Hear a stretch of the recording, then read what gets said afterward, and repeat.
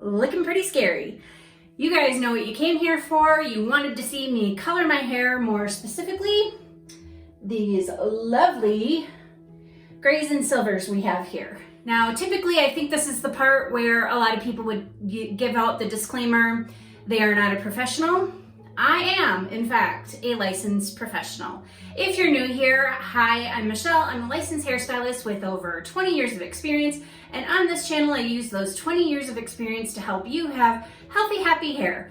So I am gonna be blending my grays today, and I'm gonna explain what the difference is between the blending and covering and the type of color that I use as I go along here, and to try to teach you some tips and tricks if you're still stuck doing it at home because pandemic is still out there, maybe your stylist isn't taking any appointments right now or whatever the case may be, or if you've just always been a home hair colorer, which isn't what I would recommend, but if you're gonna do it, I will show you how to do it the right way. Hi, Editing Michelle here. So I was realizing as I was doing the editing that I really didn't explain gray blending versus gray coverage as well as I could have. So I'm going to try to clear that up right now.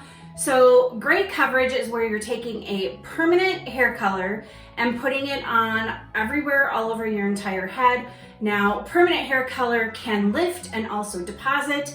And what it does when you're done with it is that it completely covers the gray, as in opaque coverage of gray. So when you're done, the end result will be that your whole head will be the same exact color all the way around. Gray is very resistant, so sometimes permanent color will have a hard time coloring some more resistant grays. However, every professional line that I know of also has a gray coverage formulation for those more resistant gray-haired individuals to make sure that they get the good opaque full coverage of the color. Now, gray blending, which is what I do, is using a less permanent hair color, so a demi-permanent or a semi-permanent. And now in terms of permanency, you have the most coverage and the most permanent is the permanent hair color. Then you have demi-permanent, which is deposit only. It doesn't lift, but it does use a developer, so it does slightly penetrate the hair shaft, although not as deeply as like a permanent color would. Your semi-permanent colors is just pretty much sits on the top, but it lasts for several washes before it comes out. And then you have your temporary, which you put on and basically lasts only until you wash it off the very next time. So that's the levels of it. For whatever reason, throughout this entire video, I kept calling the color that I use on my hair a semi-permanent. It is in fact a demi-permanent. I do use developer. It does penetrate the hair shaft. So that is the color that I use. And I'm not sure why I kept calling it a semi-permanent.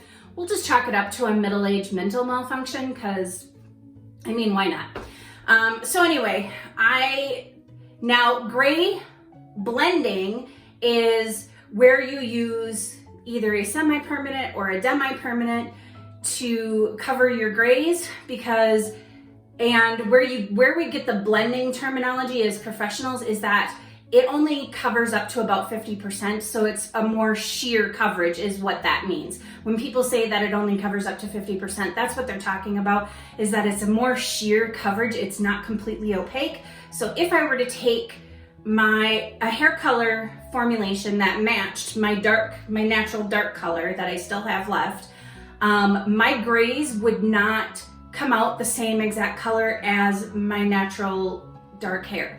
It would be slightly lighter because it doesn't completely and opaquely cover those gray hairs. So my gray hairs wind up looking like highlights. So if you like your hair to be all one color and not see your grays as highlights, you're gonna wanna do the permanent color. If you don't mind having some variation of color in throughout your hair, then you can do the gray blending. And a demi-permanent is gonna last longer than a semi-permanent, and it's gonna have slightly more opaqueness than a semi-permanent. So it kind of depends where you wanna go from there. I do explain what my plan is moving forward with my gray blending. I currently don't use a formulation that matches my natural dark hair. I actually go slightly lighter because it doesn't lighten my natural dark hair. but it does color my gray quite a bit lighter than my natural, and you can see it just looks like highlighted hair within my hair. I happen to like that. So that is the difference when you hear a professional say gray blending versus gray coverage. That's what they mean. It doesn't mean that you're only painting it in part of your head or whatever, like, or something like that. You're still putting the color throughout your entire head, and just coloring the whole thing. However, you don't have to do a solid saturated coverage of your hair if you're looking to blend. You can actually balayage it. I know that balayage is something that you see more often now with highlighted hair. However, it can be used with demi and semi-permanent hair color, or even permanent too. You can go throughout your hair and you just kind of randomly paint it on. And you can either take the brush, and here's my brush here, here's the hair. You can either take the brush and put the color on there and kind of go like this. So like if these were your roots, these are your roots, you kind of go like this and make it jagged and not bring everything up to the roots, so that you're blending it a little bit better and you don't have a solid line of demarcation. Another thing you can do is you can use almost like a dry brushing technique, like what you would with painting, and put much less product on and then go through straight up to the roots and then just kind of dry brush it on very lightly. However, with both of these techniques, I still would recommend sectioning and going through the hair methodically like I do later in this video, just because that's going to make it look more cohesive overall, as opposed to just like if I have my two sections here where I have the highest concentration of gray, if I were to just go through there and not blend it throughout, it might wind up looking like I did just kind of randomly paint color in one section. I just wanted to come on here and make that very clear about the gray blending versus gray coverage. It doesn't necessarily mean that you're using less color or that you're not coloring your entire head, although like I said, you can do the balayage technique, and that's gonna go a heck of a lot faster than trying to color, than, you know, fully saturating your entire hair. But that's the difference, is that you just don't get full opaque coverage from a semi or a demi-permanent color. But anyway, so hopefully I've cleared that up, and now back to your regularly scheduled program. I actually don't have anything against gray hair. I know that society as a whole kind of sees gray hair as part of aging, and that anyone with gray hair is automatically old. Even though they might be in their 20s, you see gray hair and you think they are older than what they are. I think that is starting to change, and that's wonderful. I have never equated gray hair with age, because I have been graying since I was 21. My dad grayed early, and then my daughter, who you've seen on my channel, she did a couple of videos with the title Wavy Week. She is in her early 20s. She started getting gray hairs at the age of 18. So I've been coloring my hair basically since cosmetology school, and it was mostly for funsies. Like, you go to cosmetology school, what do you think is gonna happen? You color your hair, you cut your hair, you do all kinds of things to your hair, and that kind of never really goes away throughout your career as a hairdresser, just because you have ready, easy access to all of this stuff, so you just go ahead and do it. So anyway, that's why I've been coloring my hair, and I am getting to the point where I will transition over to gray. I am 47 years old, and I don't have a problem with gray. It's just for a while I was coloring my hair back to my dark. You can see here up on the top where I have the gray hairs. I don't have as much gray on the top as I do on the sides. And then the dark that you see, that is in fact my original natural color. Because I can't just say that's my natural color, because the gray is also my natural color. So the thing that I don't like about just stopping coloring is because of the dark, you're gonna see a really huge line of demarcation, and you're gonna see it mostly here when I pull my hair back, not as much along the top. So what I'm doing with my color formulations, and have been doing over the past few years, I switched to using semi-permanent color, and semi-permanent color does not lift your hair, your natural hair color at all. And it does fade off. However, as you can see, it does stay on my grays fairly well because there is a line and it's still lighter. So I actually color my hair lighter than what my natural hair color is, the natural dark hair color is. And I've been lightening it up little by little by little over the years so that once I am ready to just let it all grow out, there won't be that much difference between the color that I have on there and the grays, and I can just let it go and not have that two-tone thing going on and that line that I'm not a fan of. So that's what I've been doing. And I can color it lighter without it lightening my natural because, like I said, it is a semi-permanent hair color. It does not lift your hair, your natural hair color at all. And then it also doesn't make my hair any darker because it is lighter than my natural color. So it really doesn't do anything at all to my natural dark hair. It only covers my gray, and then it looks like highlights.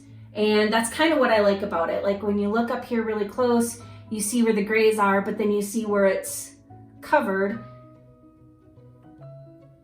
for the most part. I have been noticing lately that it doesn't stay as well on my grays as what it used to. Gray can sometimes be pretty resistant to color, which is why a lot of people use a permanent color on their gray so that it stays covered. I actually don't mind if it comes off a little bit like that because that will make my transition that much easier. If it starts peeking through here and there throughout my lengths, I won't have that massive line of demarcation, so that'll just make it easier. So that is the differences between blending your gray and between covering your gray. Covering it is where it's going to be a permanent color. It's not going to peek through and fade off and have some of this. It really, really covers. For the most part, this does cover, like I said, pretty well. But if you have really resistant gray hair, and like I said, a lot of gray hair tends to be resistant, it's not going to hold nearly as well. However, this is still a good option for you if you want to start blending and transitioning into gray, because having that fading off like that is just going to make it that much easier to grow out without the line of demarcation. So I'm going to put my gloves on, and as you can see, I put a hole in my glove the last time. So sad. So I forgot to get a different glove. I forgot to get new ones when I was at the beauty supply the last time I was there, because it's one of those things that you think about it when you use it, and when you're someplace where you can do something about it, you completely forget. Yeah.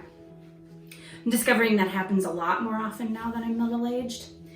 But anyway, I am going to get these bad boys on my hands because I do not want this all over my hands. And then I'm going to put my cape on, and I'm going to put it on backwards to what you would see on a client. Here is the cape that I use to color my hair, and ordinarily on a client it would be like this with the opening kind of in the back, but that opening in the back for a client isn't really problematic because they're not lifting their hands up doing their own hair. However, I am, so I don't want it splitting down the back and then having my colored hair be on my robe, although my robe is black and it really wouldn't matter, but I don't want it on there anyway. I will put that on there and start coloring my hair. I already have my color mixed up. So I use Logix by Matrix, and I use their Imprints Full. They have an Imprints Sheer, which is more for a toner. Imprints Full is the color that you see here that gives pretty good coverage and lasts a lot better. In my final stages of my transitioning, I will probably start using the sheer so that I can get past that line of demarcation and whatever's left of the full on the ends. So, but this is basically a process of me finally getting there. I just don't want to do it all in one go, is the thing. And I really like the highlights that this gives me, so I'm just not ready. But anyway, the colors that I use on my hair are, so I used 1 ounce of 6N, half an ounce of 6G, and then a half an ounce of 6R. And basically R is red, G is gold, and N is neutral. So I've got a good mix of neutral for my base, and then I do have a lot of warmth in my hair anyway, my natural, and I like the warmth that I get out of the lighter color that's in here. So that's why I mix a little bit of the red and the gold. But because of the gray, I do have to throw in more of the neutral to kind of help balance that out so that it's not overly warm. So that is the color that I mix up with a 10 volume developer. So that is my color formula. And you can see I have my hair sectioned off into 4 different sections. And I definitely recommend sectioning your hair if you're gonna color it yourself. It's hard enough to color your hair yourself without sectioning it and trying to control the hair. I even have difficulties with it and I know what I'm doing. It's just hard to do on your own head. So anyway, I section it off and I start where I have the most gray, which for me is up front. And one of the things that I do is I still use the technique that we did in cosmetology school where you go down the parting that you've created and put the color all the way down. It just helps keep the sections separated as you are working on the hair. So like when I let it down, those sections will still be separated even though they will be let down. And then around the perimeter, just because this helps keep the perimeter nicely colored for when you're pulling your hair up or pulling it back. You know you didn't miss anything. It's done first, so it's good and covered. And then I just go all around.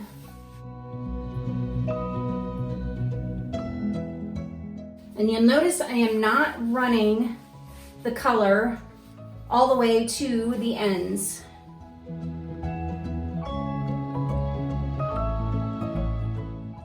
Oh, and if I haven't mentioned it before, the reason I have a naked face is because I know I'm gonna get dark color on my face and then I'm gonna have to remove it, and there's no point in putting makeup on just to have to get color on it and then remove it. So, not gonna do it.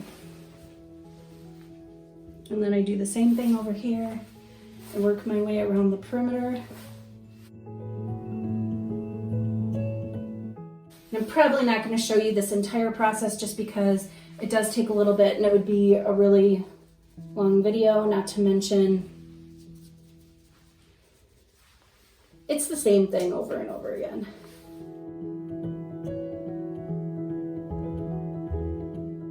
Hard to see when your hair is hanging down your face. You can see I've got like a ribbon of gray that kind of travels all the way around my head. I don't know. Who knows why gray hair does what it does.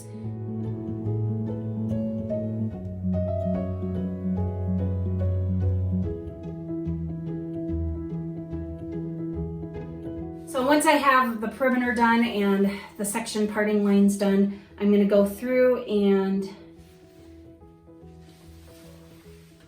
use the tip of my comb to make a parting, and I'm just going to apply the color here and apply it down here so that way it's getting saturated both front and back. So one of the things that I see when a lot of people color their own hair is that they sometimes have really dark ends. Your ends are a lot more porous than the rest of your hair, so you don't need to color from roots all the way to ends every single time because those porous ends are going to suck all of that up. In fact, even for a color on virgin hair, especially on long hair, I wouldn't do all the way roots to ends. You still start with like the roots and then you do mid-lengths, then you do the ends, and you just process them for differing amount of times because of the porosity difference. And then with gray coverage, you just don't need to get to the ends every single time.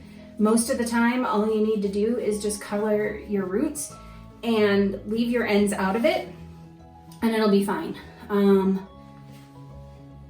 Or if you do need a little bit of refresh because you feel like it's faded off those ends, wait until the last 5 to 10 minutes of your processing time and then put the color on your ends and process it for that remaining 5 to 10 minutes instead of putting it on for the whole entire time and really over processing those ends and getting them dark. They just don't need it. I mean, like I said, they're more porous, and especially the more times you go over with them with the color, the more porous they'll get. And the more color they're gonna soak up.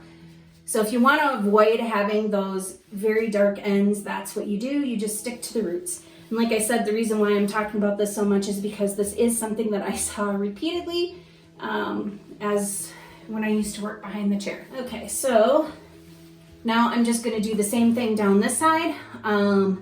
It's exactly the same thing, and my ring light is dying, so I'm going to go ahead and charge my ring light, and I will be back to show you what I do with the back. Okay, so off camera, I just went through this side the same way I did the other side, and as you can see, I did this back quadrant back here. So now I'm just going to show you how I do it on this side, and you just go across and pick up the hair, and again, you brush upward and downward on the next section. And doing this ensures proper saturation from both sides. So you want to make sure that you're getting it nice and saturated. And I might not have grabbed everything. See, it gets a lot harder when you start doing the back, and especially when you're doing it on camera. Like, I'm trying to make sure that I'm showing you and also trying to see what I'm doing. So I might be failing at both. It's a good thing I have a lot of hair and you're not going to see if I miss anything in the back this time around.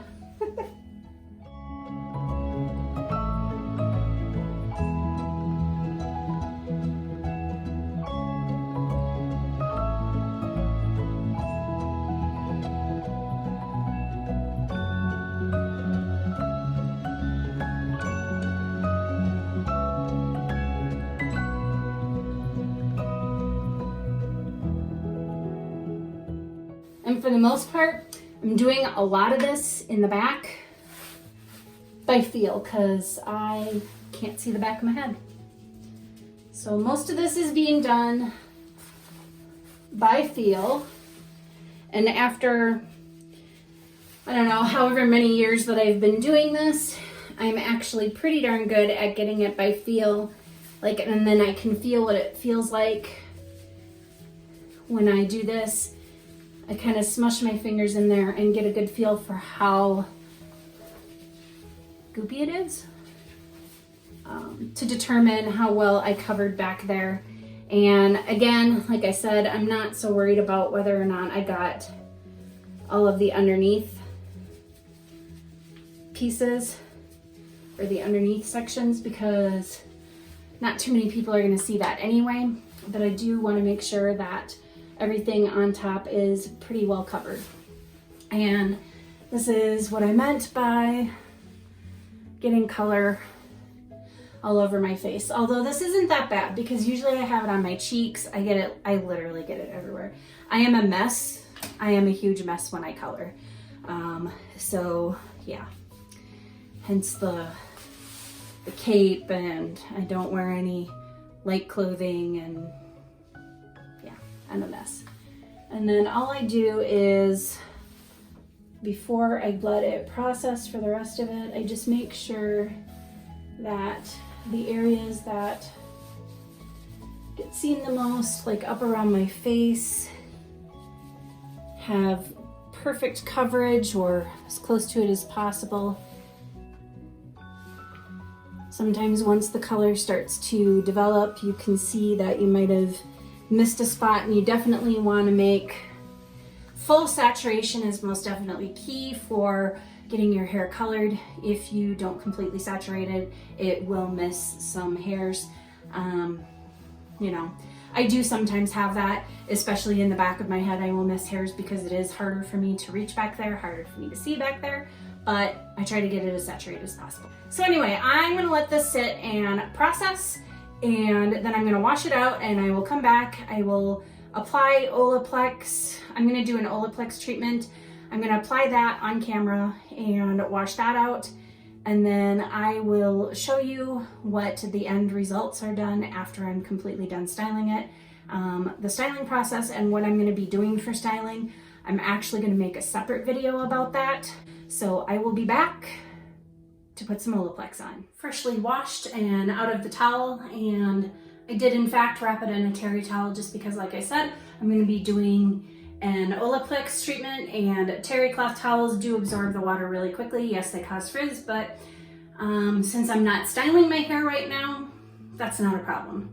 And I don't use a terry cloth towel on my head very often, just when I'm doing something like this, just to quickly get it dry so that I can move on to the next step. So I will show you, if you can see, my grays are nicely blended in. But I will show you what it looks like once it's all completely dry. So I'm going to just roughly section my hair in 2 sections, and I thought I had some Olaplex Zero left. Apparently I don't, must have used it all. But I do have a lot of the Olaplex 3, so I am just gonna go ahead and use the 3 without the 0, that's fine. And again, with the dropping stuff. So yeah, I've been using Olaplex number 3 on its own for a while, and it works really well by itself. It does get a little bit of a boost from the 0, but my hair is not really damaged, so it's okay to use this by itself. So I'm just going to use the 3, and I'm going to start off. I find that I don't really need a whole lot of this, so I'll start off with about that much and put it in on this one side over here, and then I will brush through it after I've gotten it all in there and make sure it's evenly distributed. Okay, I've got my brush and just brush through.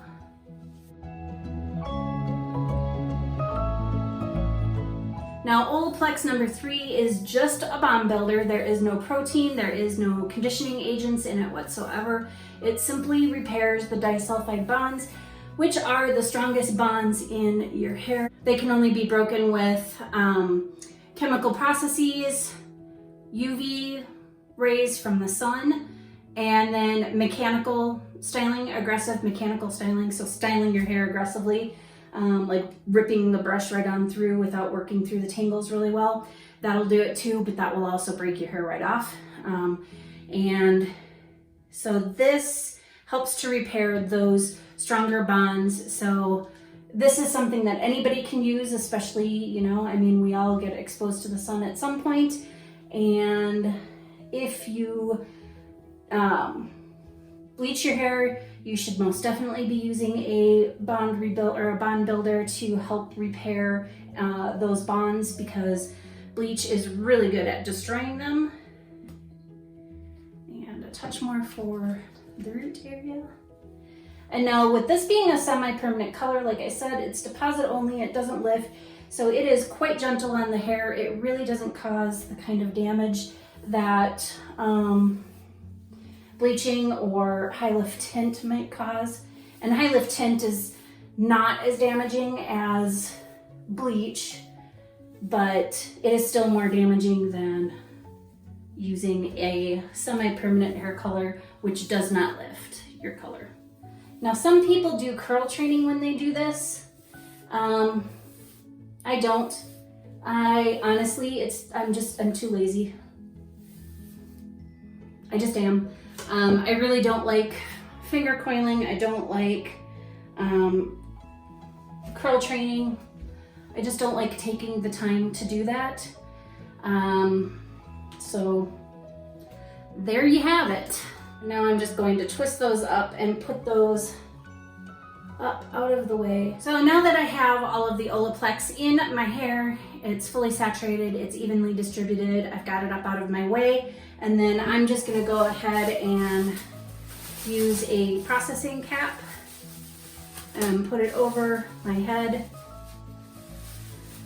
and look real super cute. Yeah, that's a lovely look, right? Okay, anyway, I'm gonna leave this in for about 10 to 15 minutes. It says a minimum of 10, you can leave it in for longer. I'll probably do about 10 to 15, maybe 20 minutes, but my hair isn't really damaged, so it doesn't need to be in there for very long, so probably 10 to 15. I will be back once this is done and after I have washed and styled my hair, and I will show you the results of both the Olaplex treatment and the color when my hair is dry and styled. This is my hair colored, Olaplexed, as if that's like actually a verb. Anyway, it is colored. I've done the Olaplex treatment. It's styled and it's dried, so this is what it's looking like. If you'd like to know what I put in to style it, I am doing a video on that, so go ahead and check that one out. It'll probably be the video right after this one, and it's actually, I used it as a single styling product. That's all I have in here is just one product, which I typically don't like, but it's not looking too bad. So anyway, if you want to know what that video is and what the product is, then check out my next video, probably after this one. And here is a close-up of the color, and you can see my grays are completely covered, and when I go through there, those are covered. And yet this is still lighter than the rest of my hair, which is what I like about it. It gives me highlights. Although I think this spring I might put some highlights in. I haven't had highlights in I don't even know how long, and I'm kind of wanting some, so I think I might do that. And I might do that on camera too. I make no promises, but I might. We shall see. Because that's one of those things where, I mean, this was hard enough for me to do while filming. I can't even imagine trying to do a highlight while filming, but anyway. So yeah, so this is how I blend my grays. This is how I plan on transitioning and going into gray eventually and ending the color. So hopefully you learned a few things about coloring hair and learned the difference between full coverage gray and blending it like what I do, where I basically turn my gray into highlights, and learn some techniques for trying to color it on your own and to keep your ends from turning super dark, from absorbing way too much product, and not needing to do roots to ends every single time. So yeah, hopefully in general you learned a few things here, or just enjoyed watching me struggle trying to color my hair while also filming it. If that was entertaining, that's cool too. Anyway, if you like this video, please go ahead and give me a thumbs up. If you'd like to see more content like that, please go ahead and hit that subscribe button, hit that notification bell while you're at it. If there's anything that you would like to see, any questions that you'd like to ask, or you just want to say hi, please go ahead and leave me a comment down below in my comment section. I love talking to you guys in my comment section. Makes my day. Anyway, as always, thank you for watching. Bye.